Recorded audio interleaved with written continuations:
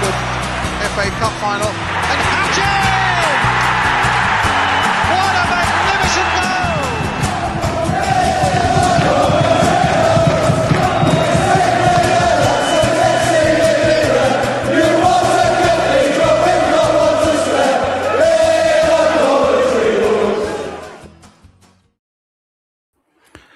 Good evening, everyone, and welcome to tonight's live All Things Sky Blue show with myself, Mark Smith, as host. This is the review of our last two Easter games against Derby and Hull, and we'll also be talking about the Sheffield Wednesday game. We'll be joined by Matt Johnson from the Wednesday Till I Die podcast at around 7:30, and obviously joining me is my usual wingman, Cameron Kens. Cameron, how are you doing? Not bad, mate. Thank you. Feeling pretty good, actually. How about yourself? Yeah, feeling very good on the football front. Like I'm sure everyone who's listening, who will be listening on the podcast when this gets released. Let's start with a review of the Easter fixtures. We'll start with the Derby game. A really, really tough game, I thought, against Derby. But overall, we just about did enough, and it was a really good win. Yep, I agree with that. I see that it was like a champion's performance, really, because Derby were very good. They caused us a lot of problems. Yeah, there are instances where maybe, the questionable penalty decision and the poor defending for their 2 goals, but you have to take those opportunities when they present you, and that's what they did. They never stopped pushing. They are where they are for a reason. They're still pushing for a top 6 place, and I can see why. That said, we still dug in. We didn't let our heads drop. We responded. We went back in front. They levelled again. And then we went back in front and won the game. That is a champion's performance when you're under all that pressure and you hold on and get the important 3 points. And it didn't deter Derby, because it showed that the Derby's performance weren't just to raise in their game against a better side, because they went on to win their next game to keep their own top 6 hopes alive. So we were up against a very good team. There we were. I just forgot to mention our sponsors, of course. We're sponsored by Right Steel Fabrications, and we're a part of the Sport Social podcast, and also we are partnered with The Anecdote and Sky Blue Tavern, and we're also sponsored by Sky and Friends Dog Walking and Pet Services. So going back to the game, I thought it was a really tough game. It started off, obviously, Frank Onyeka scored his first goal for the club, an absolute worldie of a strike. It was probably, how high would you rank that in terms of goals of the season? I think it is the goal of the season for me, just because of the angle that it came from and how he struck it first time. Yeah. It was well worked between him and Esse. Esse gave him the ball back and he struck it first time to score from that angle. It's easy to look at the goalkeeper and think, should he have done better? But just enjoy the goal, because it is fantastic technique. And to get it in that corner from that really tight angle, it is a superb shot. And you can tell by the way he shot the ball that he meant it. I think he was genuinely trying to score, and it was just brilliant technique. And I don't think many keepers stop it, just because of how good the technique behind the shot was, the way it curled, the way it settled in that very tippy top corner. I don't think many goalkeepers stop that. It was just sensational. Yeah, no, it was a really good strike. I mean, I've got to be honest, I was expecting the keeper to tip it over for a corner or something, but I don't know if he just did it for pace, but it just went over his head. He didn't quite get there and he went in. So I was pleasantly surprised by that. But I thought Derby, after goal, rested the initiative a bit from the game. They got the goal. I thought the goal was a poor goal for us to concede, to be honest. We shouldn't have allowed Matt Clark to put that cross in. I think Tatsuya Sakamoto was attracted by another player on the left-hand side. And I think as a combination of Rushworth coming off his line and not getting there, you've got Kitching and De Silva who are ball watching, and Brereton Diaz sneaks in to score. I mean, what was your thought on their equaliser? Yeah, it was poor. It was poor. We definitely should have done better.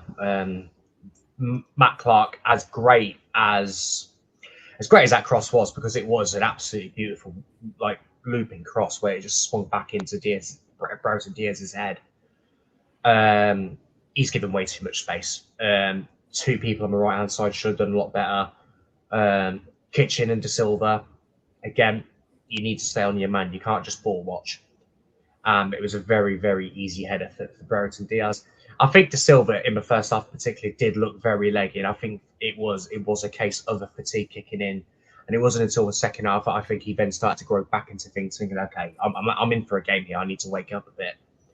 But first half, I definitely think De Silva in particular did struggle with fatigue, and I think it showed in that first half. Based on that, was you surprised that Lampard maybe could not have rotated it and maybe put Kessler Hayden in that position, maybe? Yeah, perhaps. I do think I was a bit surprised. I was expecting to see him, if not start the game, at least come on for like the last 20 minutes or so. But that weren't the case.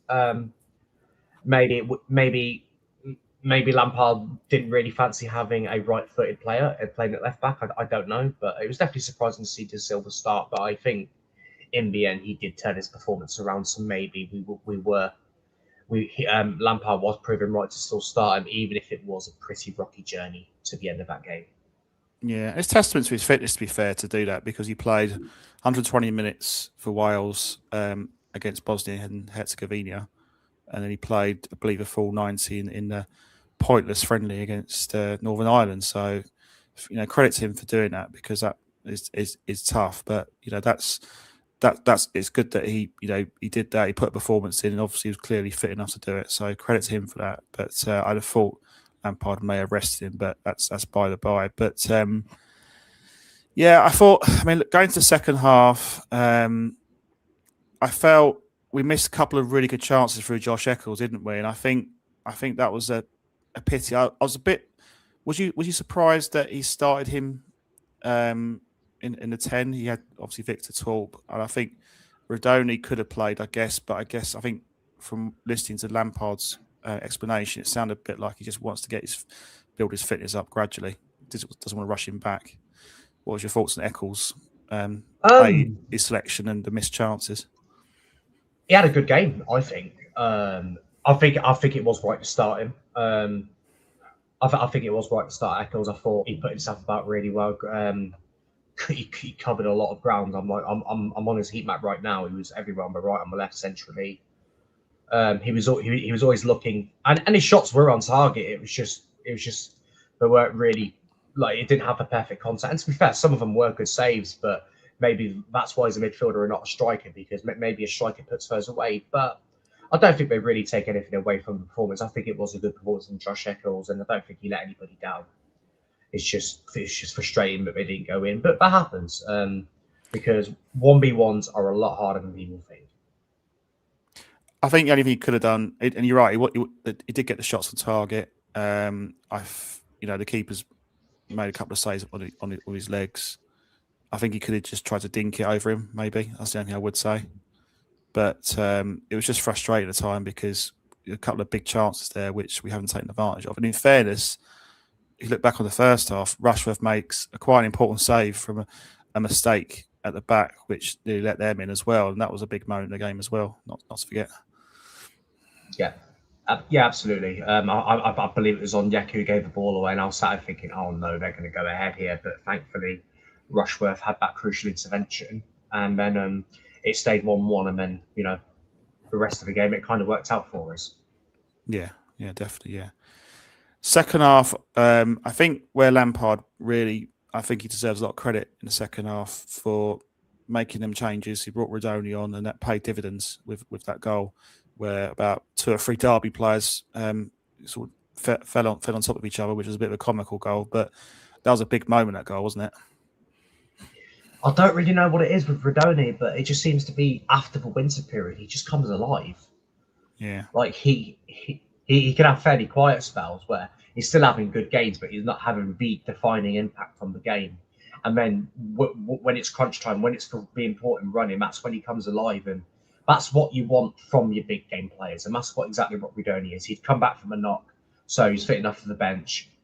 And then he goes and gets those 2 important goals. And oh my God, were they important. Yeah. They're massive goals. And I love the way he took the goals, the confidence, the composure. He knew exactly where the goal was. It was a really, really good finish. That got us 2-1 up. And then obviously not that long later, Derby get a really contentious equaliser through that penalty. I have to say, I mean, sitting in block 20 where I sit, I could see quite clearly at Rushworth when Brereton Diaz is sort of through. that you could see I think his right hand has taken the ball, his fingertips. I just can't understand how the referee has deemed that a penalty. I thought it was an absolutely terrible decision, one of the worst decisions I've seen that's given against us. I mean, I could say the Milan decision against Charlton was really poor. We didn't get a penalty there, but this one, their penalty was just a joke as far as I was concerned. I agree with that. I was sort of like, when I saw the whistle blowing, I was thinking, oh, okay, it's a corner because Rushworth got the ball, and I'm sat here thinking, okay, right, it was a bit worrying, but we've got a corner out. We've got a corner to defend. No, he points to the spot. And I'm like, what? Yeah. No, not in a million years. Brereton Diaz, it's not really his fault that the penalty's given. You still have the penalties taken. You still got to take your opportunity to do your job, which he does really well. And you're thinking, oh no, this could be really nervy. But then Radoni immediately puts us right back in front. Like the way we responded to that penalty, in fact, it was an injustice really. The way we responded just to get back in front and then go on to win the game.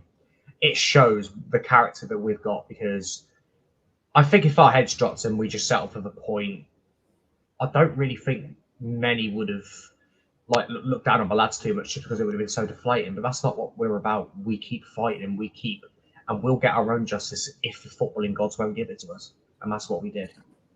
Yeah, no, you can never forget. You can never, we're always eager to get that goal. We've got the right attitude. There's always that strong desire. The work ethic's really good. And you're right. I thought our response after that was fantastic. We got the goal a couple of minutes after. A deserved goal. I've got to say, Derby, I thought were a really good side, though. I can see why they're sort of around the playoff area. They've got some really good players going forward. I know, obviously, since the game, they've lost Adjemang to a really serious Achilles injury, which is a big blow for them. But I think John Eustace, for me, has done a tremendous job at the football club. Similar scenario to Lampard, in the sense that he came to the job at Derby with them really struggling. I think towards the end of last season, where they were in a relegation dogfight, he kept them up, and they look a really good side this season. How impressed were you with Derby? I've been very impressed actually with Derby just all season long. Not just in our game. I'm looking at their recruitment right now, and they've been very shrewd. They've got Carlton Morris from Luton, Danny Bath, Andres Weimann, a lot of experience. You had Patrick Adjemang, who, quite frankly, before I've always been impressed with. He's been a very, very talented player.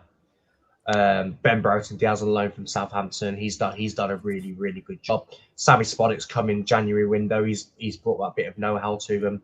But I'm going to give a bit of a shout to Ryan Brewster, because he was a bit lost at Sheffield United. He went there and it really didn't work, and he had a really, really bad period there. But then he went to Derby on a free transfer, and in 29 matches he scored 7 times, and given that only 19 of those have been starts, has been fairly impressive. So while certain individuals have done very well, for me, Ryan Brewster's been that unsung hero.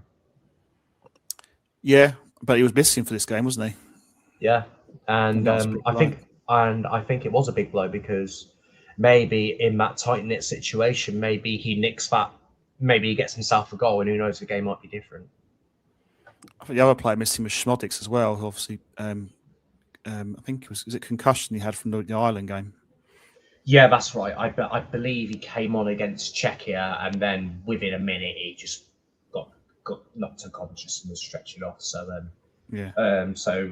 speedy recovery. So for Sammy Spodix, because concussions are very horrible to get. So hopefully it's not as serious as it's feared. Yeah, and also I think it was actually, I mean, that Derby win again, also very important. You look at the games around that same day, particularly with Millwall winning at Middlesbrough. So we got a bit more daylight on them. So that was I just feel psychologically it was a big win, that Derby win. I knew it'd be a really tough game, and the thing I worried about the game was international duty, players coming back. How are we going to respond? But I thought to a man, we were apart from maybe last 10-15 minutes of the first half, I thought we were really good in that game. Yeah, absolutely. In international break, it's never easy when players are being away, because some of them might not be fit enough to start. others who have been away, they need and the others who are inheriting that opportunity, they've got to step up. And I think in Romain Essing's case, I think he was brilliant against Derby. I really do. I thought he was fantastic. He showed how talented he is, especially when he's playing on the opposite side rather than his preferred right-hand side. He did a really good job there. So absolutely. And then Mason Clark came on, changed the game. And wrestled the game back, and then same with Redoni. So it just shows the depth we've got, in my opinion. The fact that SA can come in and be impressive. Ellis Sims, although he didn't score, you see what he tries to do with a hold-up play. Yeah. And case in point, Josh Eccles and Victor Torp, the fact that both of them can just come in and start and do a job. I'm very happy where we are at the minute. Yeah, no, I think we all are. I think it's absolutely brilliant. Very, very excited. Excited about not just the fact that we're top of the league. It's that there's a really strong, good feel good factor with the club, with the fans. There's a real strong connection. There's a bond with the players. I think Doug King has been an absolutely superb job getting the ground sorted out. I think the signings have gelled well. There's a good team spirit. I think from a fan's perspective, 25 years outside the top flight, which it looks like it's going to end either this weekend or the following weekend. That's a whole generation of supporters that have not seen Premier League football. I mean, Cameron, you're one of those sort of generations. How do you feel as a supporter, potentially seeing our club returning back to the Premier League, and probably for the first time you've seen us in the Premier League? I'm elated, really. Just to think that, like, I was only a toddler when we were relegated, so I wouldn't have had any memories of Coventry in the Premier League. So I've been kind of conditioned with seeing Coventry in the Championship when I was an infant, and then in my early to late teenage years, it was in the lower leagues of League One and League Two. And then we then got back out of those leagues. We went back to the Championship. We've really established ourselves. We've not rushed it. We've just spent the time in the Championship, have used it rightly, consistently progressed. We had a little stumbling block where I think it did get a little bit stale under Mark Robbins, which doesn't take anything away from the job that he's done, because it's a fantastic job. It was just a new era was ready to start. We got that new era in Lampard, and we've only progressed even more ever since. And I'm really happy because the last, 8 years, 8 years, after relegation to League Two, it's just been a constant upward trajectory, and I'm just really grateful because we don't win that playoff semi-final against Notts County, who knows where we'd be right now. Yeah. And I think credit has to go to Mark Robbins, ADV versus should not forget those managers, because and the fan base will never forget the job they did. They did an absolutely brilliant job and get us the Championship. It was a shame they couldn't go that one step further, but in a way, I think we might be stronger as a club for the fact that we've spent a few more seasons in the Championship, and it looks like it's going to be paying dividends. So we should never forget their contribution. So thanks for me personally to them for what they did for the football club. Okay, we've got a few comments in from our audience. We talked a bit about goal of the season with Onyeka. Dan Boy 26, good evening to you, said that he thinks that Sims' contender for goal of the season was the I think it was throughout the Championship season. I think he might be. I don't know if it's a Middlesbrough match he might be referring to. I don't know, but I also think I think the other goal I'd probably say is Redoni against West Brom was the other goal I was thinking of. Yeah, was an absolute. Where he ran half the length of the pitch and then just struck it into the top corner. Yeah. Glenn Watkins saying shocking decision by the ref for Derby second. Dan Boy has come back and said that De Silva had his best season from joining us. Behind Rushworth, he's my player of the season. I think that's a fairly good shout. I think Jay De Silva has been very good, very consistent. I think his attacking play has been good, but he's been good defensively. And I think the fact that he's playing more international games for Wales has underlined, the good performances he's putting in for the club. So I agree with that. I think he's improved massively under Lampard. So well done on him. Glenn thinks I'm being harsh on Eccles. I thought he played well. He saw on Monday against Hull. He didn't think that Torp. We missed him as Torp didn't do a lot by 2 poor shots. Yeah, I think Eccles has had a decent season. I just felt in this particular game, I was just frustrated he didn't take those opportunities. But he's to be fair to Eccles, his shooting's been pretty good. He scored some important goals for us. So I'm not knocking the guy completely. I just make an honest observation that I felt I was just frustrated. He did miss those chances. No one, deliberately missed his chances, but I just didn't think he was at his best that game. But it doesn't really matter. Now we've won the game. Doesn't really matter. Right, I want to talk a bit about the whole game quickly before we bring Matt on. And Matt's waiting patiently, I can see. So we'll be with you, Matt, in a bit. Tough game, Hull, wasn't it? But I think one, it was a fair result overall. From our point of view, I think it's a really good result, a really good side, Hull. I can see why they're in the playoffs. What was your thoughts on the game?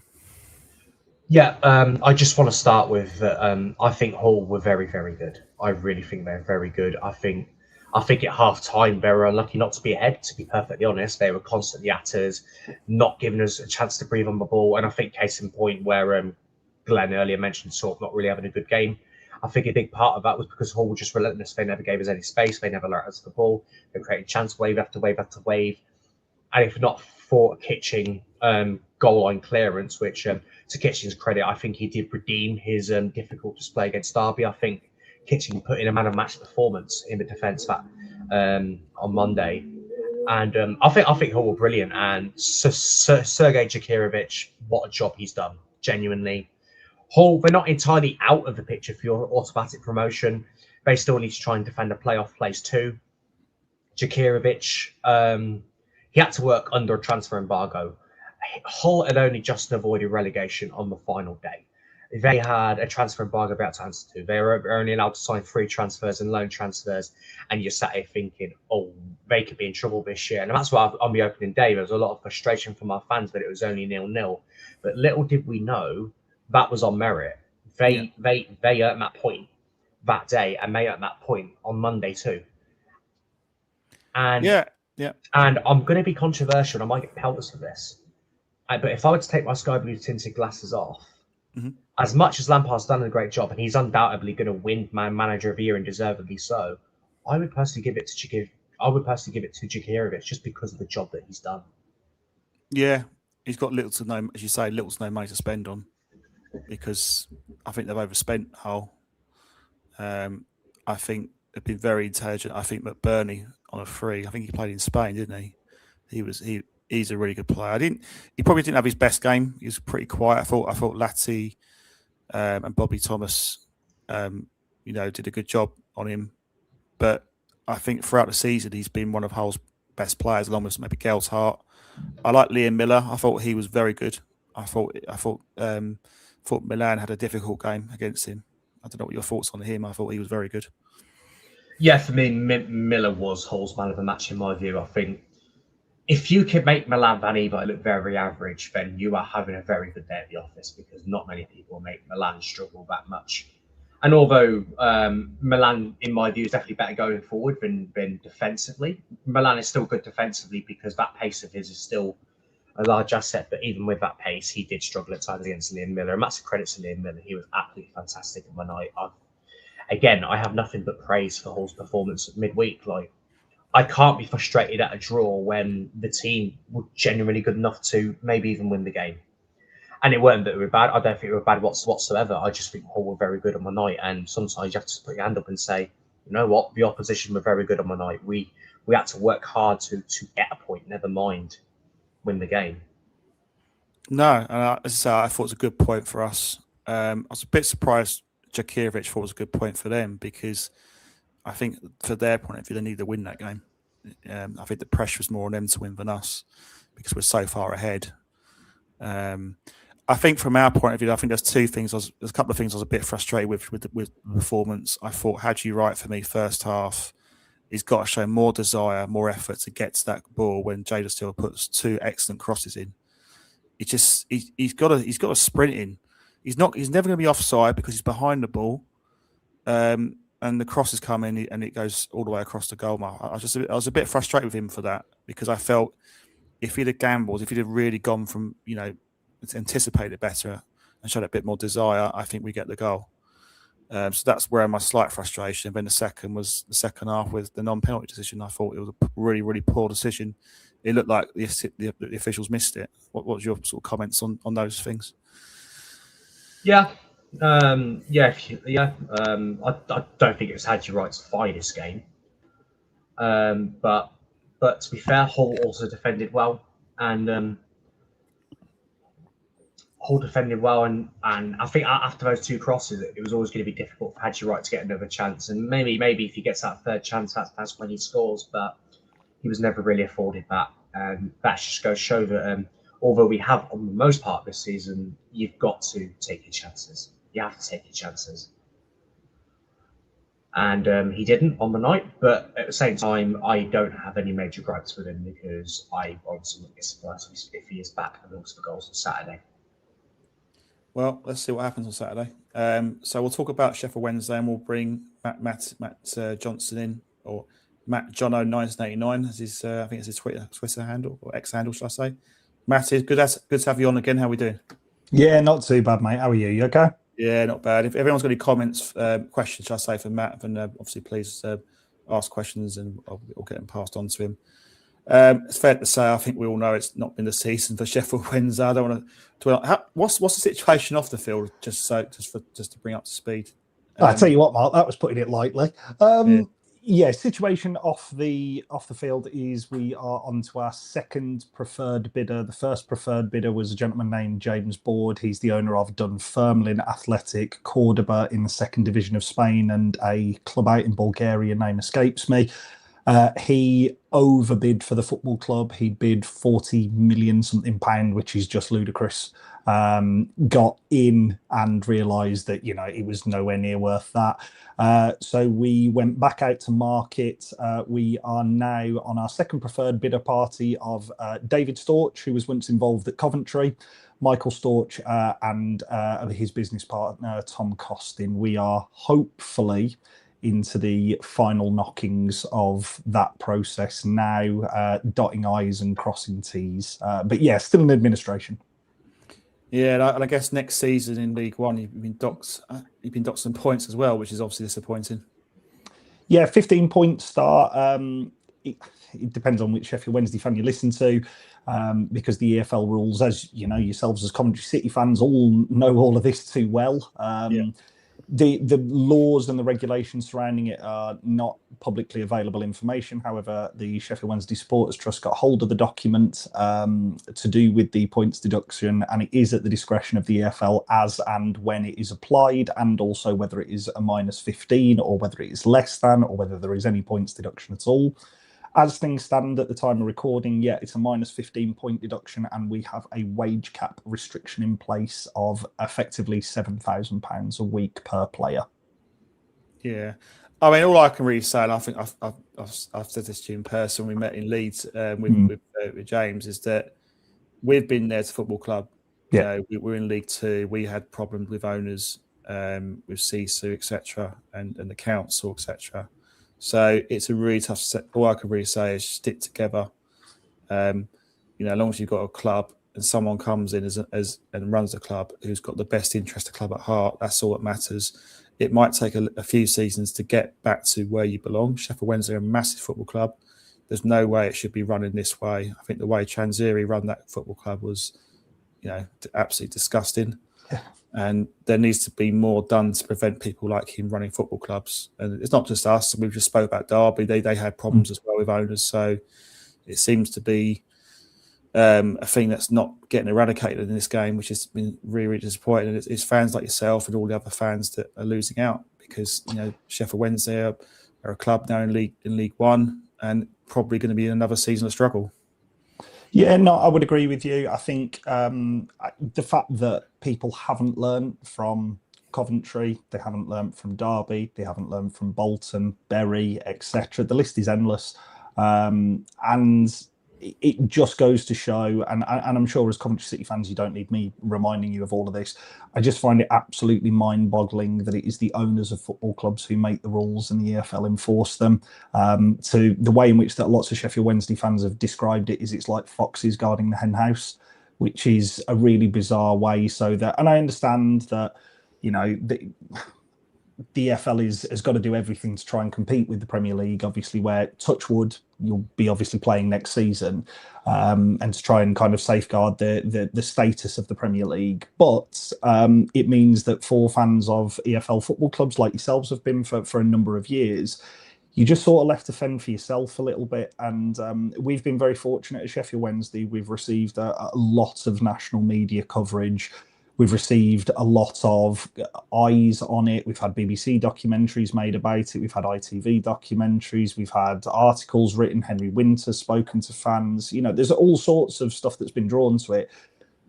At the end of the day, it's made absolutely no difference. The only positive that I would say from a Sheffield Wednesday perspective, sort of towards the tail end of this now, being very aware that we are still in administration, is the speed at which things have happened. Because if you roll the clock back 12 months ago, we had just heard news of the first batch of unpaid wages for players since obviously the last one in kind of like 2023 and then 2020.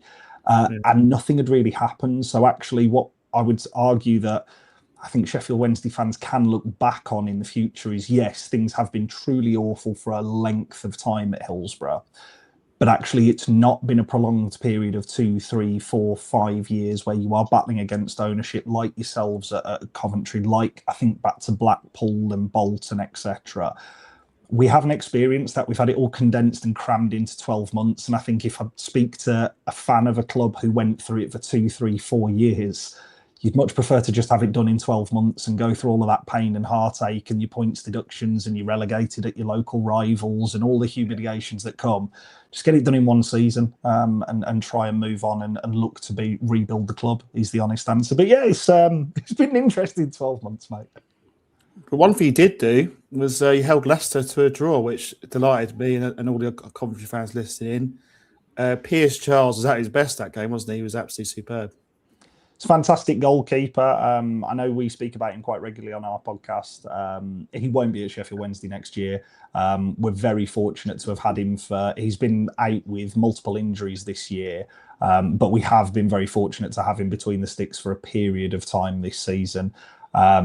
He is under contract for another year, but we're doing the wrong thing by holding on to a player that realistically has absolutely no business playing for the bottom end of the division club and certainly not in League One. He's 19. I seem to remember an FA Cup game last year. I think I've only just thawed out from that. The one that went to penalties, and he played in goal that day, made some good saves that day, and he's consistently... I think he's the best keeper that I have seen since Kieran Westwood. Obviously, a connection between the two clubs there at Sheffield Wednesday. We have been blessed in our history to have a lot of good goalkeepers. But yeah, this kid's the real deal. He's a very good goalkeeper. Yeah. Jerry Yates, who I think if there's any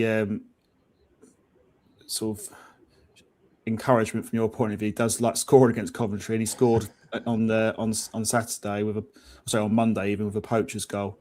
How's he been performing for you this season? It's a really difficult job being a centre forward for Sheffield Wednesday this season because you might get one chance every 6 games and you have to take it just to make the scoreline look somewhat less embarrassing. The honest answer is he's been the perfect centre forward for the situation that we're in because he just runs around.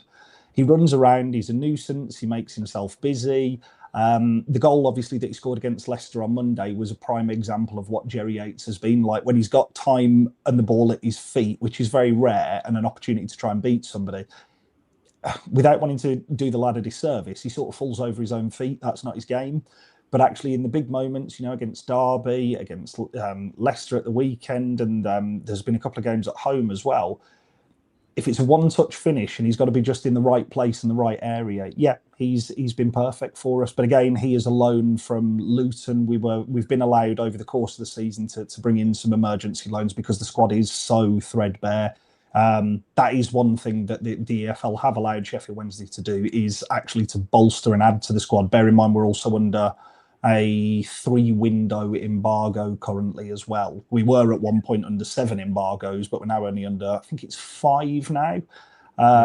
But yeah, we have been able to bring in players because there just simply hasn't been players who have been available for us. There was one point where we had, I think it was 11 first team players And those 11 first-team players were, at the time, Barry Bannon, who, a very, very competent Championship player, obviously playing for Millwall now, 36. Liam Palmer knocking into his 35s. Dominic Iorfa can't stay fit. All of the cast and crew who you as Coventry fans would be very familiar of seeing Sheffield Wednesday turn up and play. It was them. So, yeah, Jerry Yates has been a good signing. Jaden Heskey as well, who is Emil Heskey's son, on loan from Man City. Took a bit of time to get going. He's looked lively. We've had Teo Adaramola, who obviously was on loan at yourselves as well previously, who you can understand why he was playing League One football earlier this season. But in our situation, beggars can't be choosers. So, yeah, it's been a hodgepodge of kind of like a team and a bit of a chuck it all together and see what works, to be honest. But as a Sheffield Wednesday fan, yes, you might criticise and critique players for 90 minutes, but actually in the grand scheme of things, anybody who's pulled on a blue and white shirt this season has got an awful lot of backing this year, and so may it continue. I used to say, what's the atmosphere like with the fan? I know, obviously, on the field is rubbish and all the rest of it, but is it from what I've been reading, the fans are constantly singing. There's a good atmosphere, good vibe. Would that be a fair comment to make? They're trying to create an atmosphere for the players to play in. Yeah, I think at home that has been tempered a little bit in terms of Hillsborough has not been a particularly great atmosphere since the promotion from League One season, is the honest answer. I just think with the instability at the top and the ownership, etc., and the fee that it costs to go and watch Sheffield Wednesday at home. I'm a season ticket holder. My season ticket, I think, is £750 last season for this, and I haven't seen we're coming on to a calendar year since a home win, so it's great value. Away from home, yeah, you would like to think you'll see it on Saturday. Since relegation was confirmed at Bramall Lane in February, it's just been non-stop singing for 90 minutes. It almost irrespective of the scoreline. I know there was a lot of clips doing the rounds on social media from the Good Friday game against Stoke, where goal goes in and actually the fans get louder. The Stoke second goal goes in and the fans get louder. So, yeah, I would imagine there'll be a lot of opportunities for that on Saturday against you lot, because you are the only side that I have watched this season that has absolutely torn us apart. And, touch wood, I know none of you will want to say it. I think you're nailed on for winning this league. It's inevitable. You're the best side who's come to Hillsborough. You're the best side that I've seen week in, week out, and it's a terrifying prospect. So, as a fan, going and supporting a side that has taken 13 points all season. Yeah. What else is there to do other than back the team? There isn't anything, because the product on the pitch is just not there, is it?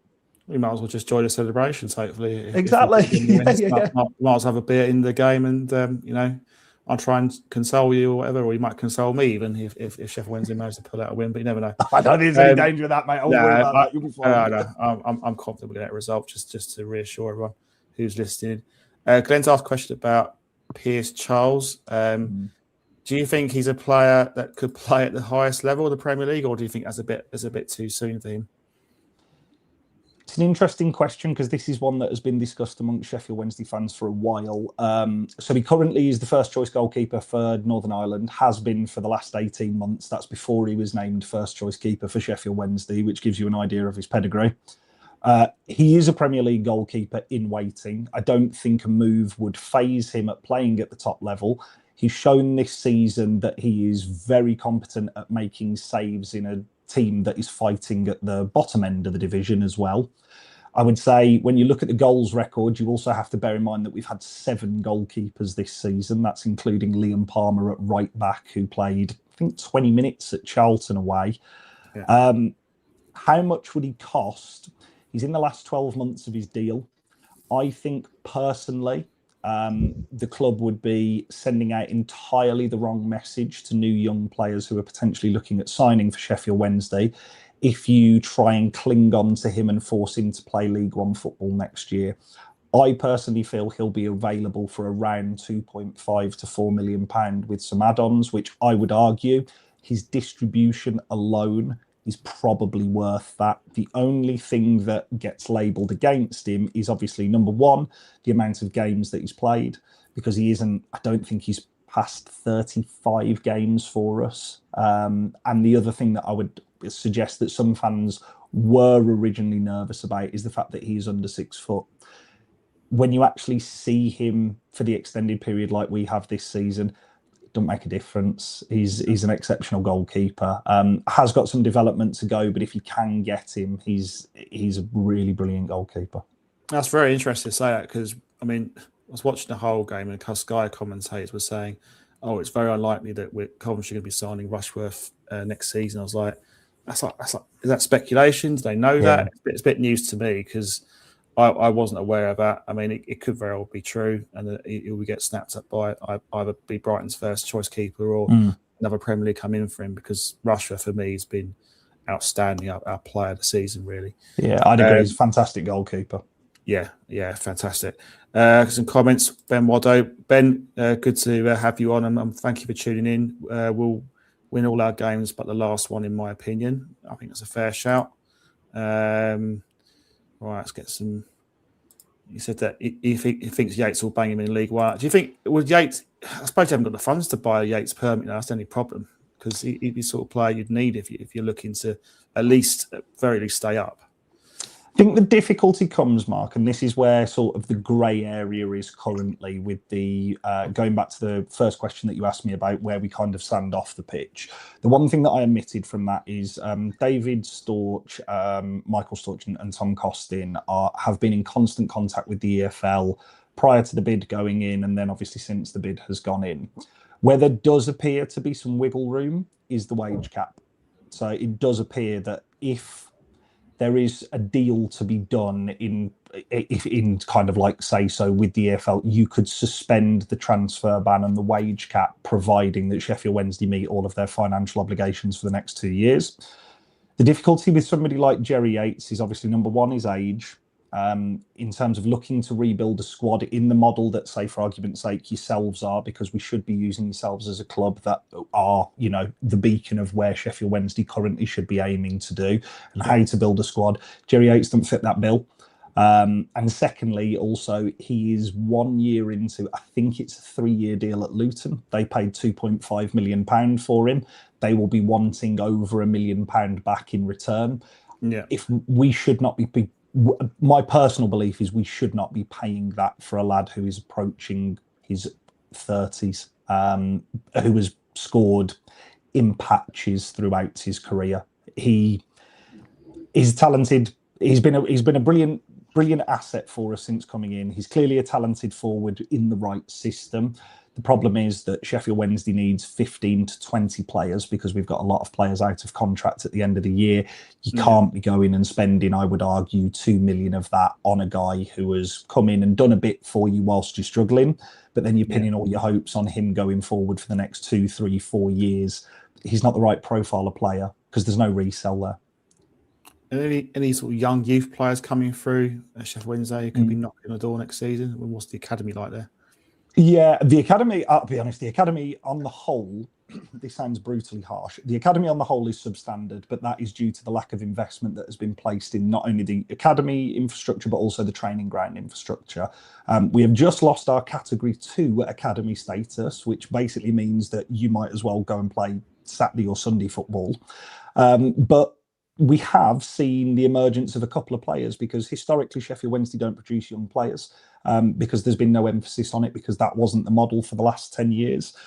This season, because we've been forced to use players, George Brown, who is a centre forward, he's kind of a bit of a throwback really for a 19-year-old. 2 years ago, he was scouted for Sheffield Wednesday playing park football, men's football. He was scouted playing in kind of like Sheffield Park football. He is everything that as a fan you sort of love from a centre forward. He jumps into every single challenge, tries to win every ball, chases lost causes. The one thing that I would say from him is that it's very rare for a 19-year-old, and he also has found a knack this season when he came into the side at the start of the year of finding the net. He was in our one win this season away at Portsmouth. If you actually go down and have a look at if you go back and have a look at the highlights, it's one of the more controversial goals of the season as the Portsmouth centre-half tears his hamstring and George Brown has got the opportunity to just run clean in at the goalkeeper one-on-one and he takes full advantage of it and slots it in the back of the net. We also have a central defender called Ernie Weaver, no relation to Nicky Weaver. But Ernie Weaver, who again, prior to his injury at the start of the season, because obviously our players hadn't had a pre-season, youth players playing more minutes than they should be playing. They're not eased into a squad. They were just asked to go and play 90 minutes. He injured himself away at Birmingham City and was out for the remainder of the season. He looks a very competent centre-half at championship level. But again, both of those players, it's such a small sample size that we are quite fortunate that no other clubs will come sniffing for them. Whereas a Pierce Charles, even though it is a small sample size this season, there is enough footage on tape to suggest he's worth it. And we've got a bank of evidence to suggest that's a sound investment. Whereas those two players, yeah, very hopeful. Outside of that, I think you are realistically looking at bringing young players in. Because when we have brought young players in from other academies, like Pierce Charles, who was let go by Manchester City, they've gone on to be successful and we've ended up losing them for pretty much nothing. So I would imagine we follow that model over the course of this summer and moving forward. Yeah, fair enough. And also, player who's been the best players, who's performed the best for you this season, would you say? I would think most Sheffield Wednesday fans will tell you that it's centre midfielder, can do it all actions, Svante Ingelsson. Quite tall, Swedish lad, looks very Swedish as well. Most Sheffield Wednesday fans would say it would be him just for the amount of dedication, effort, work rate, etc. that he puts in. He leaves absolutely everything out on the pitch. I think he's lacking a little bit in terms of technical quality and ability.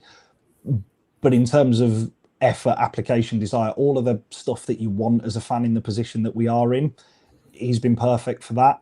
I think if you're actually going in terms of quality, this sounds really bad. He's no longer at the club, and it's Harry and Mass, who was on loan to us at the start of the season, then was recalled by Man United, went to Norwich and injured himself and never played a game for them.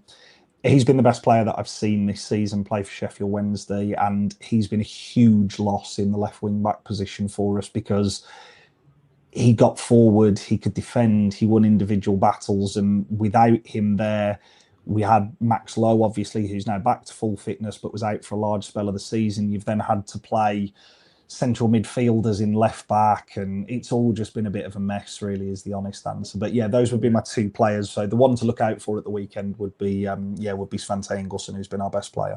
He takes a long throw as well, doesn't he, Ingelsson? I think he's your they're the most useless things that I've seen, Mark. We've had 200 long throws this season. I don't think we've even had an attacking header from one of them. No, fair enough. Cameron, you got any questions? Yeah, I was just about.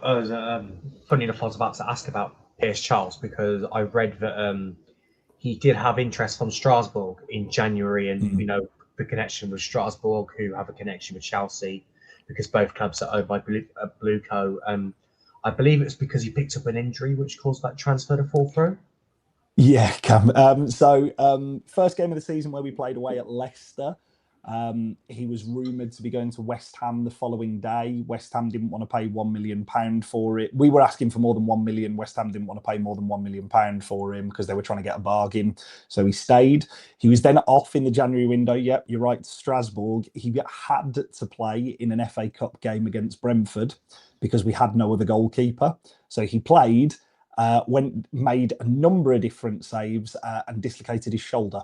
Different shoulder to the one that he injured earlier on in the year. And as he was walking off the pitch, he was in floods of tears because I think reading into the situation, he knew he was off and he knew that had just put paid to that move. So he's had 2 moves lined up this year, both been cut through injury. But he's been brilliant when he has been playing between the sticks. He's got time on his side. He'll get a move and he'll be a fantastic keeper. I've no doubt about it. Yeah. Cam, do you any other questions you want to I ask? just want to compliment Pierce Charles on that, because when you're a young player and things don't go your way, say an injury, it's easy to be frustrated, throw your toys out a pram. But it seems he's not done that. He's just got on with it. And if anything, it's inspired him to continue developing and to get even better, because I've had a look at his stats. I believe his goals prevented at 2.04 or something roughly, which is like, when you're facing so many shots in a struggling side, that is incredibly impressive. Yeah, I mean, both he and his brother, Shay Charles was his brother, who obviously you'll remember from last season. It was on loan from us, was at Southampton now, obviously scored the winner against Arsenal the other day. They are both incredibly grounded individuals. I've been fortunate enough to meet their parents at Coventry, actually, in the FA Cup game last year. They are, I'm going to put this nicely, there is no danger of those two lads becoming big time with the parents that they've got, because they were both incredibly grounded, very humble. There was no fanfare made about them at all being in the stand. They've been in the stand for a number of Sheffield Wednesday games this year as well, including Shay as well. I think no matter what move Pearce makes, whether it's to yourselves, whether it's to another Premier League club, whether it's abroad, he'll just take it in his stride. And I think the most impressive thing for me is it would be really easy this season to get really down on yourself as a goalkeeper for the sheer volume of shots, for the fact that a lot of the goals you can do absolutely nothing about because they're from like a yard out or there's poor marking in front of you. He's never once looked to throw blame at people in terms of this season, which I've actually quite respected, because yes, in a regular season, last year towards the back end of it, I did see him digging out players. I did see him being vocal. But it's been really interesting this year where he's just kind of, I think at Derby, Jerry Yates scored and then Derby went straight up the other end and scored to make it 2-1. And it's an experienced player who's let his man go. He points at him and just throws his hands up and then just goes, right, picks the ball out the net and carries on. He's a very, very impressive goalkeeper with, as you said, Cam, with a very level head on his shoulders. Yeah. Well, we'll wish Sheffield Wednesday well after this game. And I hope, but in all seriousness, I hope the club gets back to some stability off the field with some owners. I hope the administrators get something sorted out. It's too big a club to fail. So it's for all the, and I'm sure your neighbours a bit further south at Sheffield United, although there's a rivalry there, I'm sure that they don't want that rivalry to continue. So I think it's important that happens. I think it's very interesting just on our neighbours. It's very interesting because it's like looking back into history at the minute where everything's we've got a lot of legacy players. There's a lot of squad instability. Manager doesn't feel that it needs to change. It's just really, it's a strange situation at the moment. But yeah, I agree. I think for all of the stuff that goes back and forth between kind of Wednesday and Coventry fans, because I do know there is quite a bit of it online, I think a lot of Sheffield Wednesday fans have an awful lot of, I mean, I speak for myself here, certainly. I have an awful lot of respect for what Coventry have done. The journey that you guys have been on has been amazing. The fact that you've been close but no cigar a couple of times, I do believe will stand you in much better stead when you do eventually obviously seal it and clinch it. And I really hope that there is a commitment to stick with the principles that you've had for the past couple of years, because I think as a neutral watching Coventry games, I've always really enjoyed them because they are exciting to watch. It's a really, really exciting team. And I know there will have to be a curtailing of that a little bit. But yeah, it's best team in the division by a country mile this year and deserve to go up, not only promoted, but also as champions. They've done a fantastic job there, everybody. Yeah, no, he's Lampard's been brilliant. Right, we'll go for predictions. Then we'll do Cam's to do his loan watch, which I forgot about. So apologies, Cam, for that. And then we'll get some sort of more questions and we'll wrap it up. So we'll go to you, Matt. Predictions for the game. We haven't had an absolute slapping since Swansea, and I feel that it could be coming on Saturday. I'll go 4-0 Cov. Yeah, Cameron. I'm going to be boring. I'm going to say 1-0 smash and grab. Wednesday are going to dominate us, and then we're just going to grab and get a smash and grab. I thought I'd just say that to make Matt laugh. Sorry, Cam, I nearly spat my drink all over my laptop then. Sorry, mate. Wow. I don't know about sarcasm, but we'll say 1-0. I'm going to say we win 4-1, is my view. I think Sheff Wednesday will get one goal, but I think we'll win 4-1. And I think the atmosphere will be a part of the atmosphere. I'm usually a very glass half empty person, but not on this occasion. I'm definitely half full. You have to be, really. 3 points, effectively 3 points away from promotion, really. Yeah. Forget about other games, it's the goal difference. So I'm gonna say 4-1. But I think the atmosphere will be really good in both ends. I think Sheffield Wednesday fans will be just enjoying the football. It's a way of getting away from the turmoil of what's going on off the field, I guess. So, you can't laugh and cry kind of thing. You just it is what it is. It's a game of football. But no, it's a tough period of time for you guys. And so we wish you well. Right, Cam, Loan Watch. I forgot to mention this earlier. Over to you. Yeah. So the Easter Loan Watch, Brad Collins completed the full 90 in both encounters for Burton against Barnsley and Mansfield. The games ended 1-1 and 0-0 respectively, with Burton sitting just 2 points outside the relegation zone. Raphael completed 78 minutes Thursday night in Wigan's 0-0 draw against Orient. Then before night Easter Monday, as Wigan beat fellow strugglers Northampton 3-1 to go 3 points clear of the relegation zone with the game in hand. Norman Bissett completed 59 minutes for Kaiserslautern on Saturday as they returned to winning ways, beating Dusseldorf 3-0. Kai Andrews completed the final 15 minutes for Hibernian on Saturday after returning from international duty with Wales, as Hibs beat Killie 3-0 in Scottish Premiership action, boosting their European hopes. Callum Perry completed the full 90 in both Easter weekend encounters, but it was pretty disappointing Easter for Callum, as Rochdale lost 4-2 to Morecambe and then had a frustrating 0-0 draw against Hartlepool, leaving them 2 points behind York with 3 games to go. Isaac Moore completed the full 90 for Solihull on Good Friday, but they lost 1-0 to Tamworth.